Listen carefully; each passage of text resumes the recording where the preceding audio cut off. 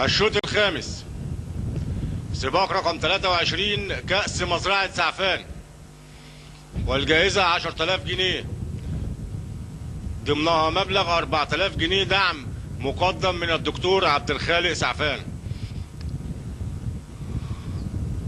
سباق شروط للجياد العربية المصرية الأصيلة الغشيمة، مسافة السباق 1000 متر، الجياد المشتركة 10.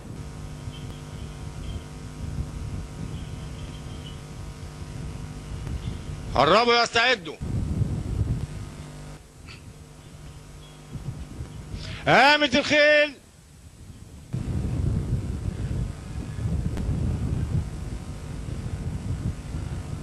وشرفت الجزيرة ونعومي،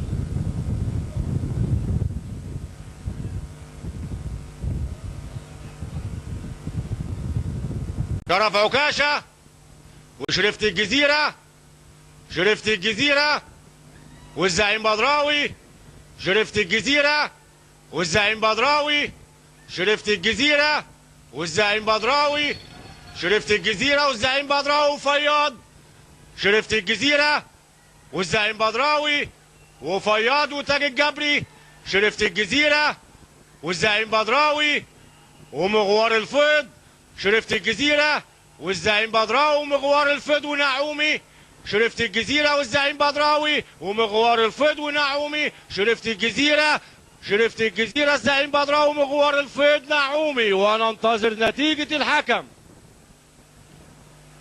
10 شرفت الجزيرة، 7 الزعيم بدراوي، 8 مغوار الفيض، 3 نعومي. وننتظر نتيجة الحكم.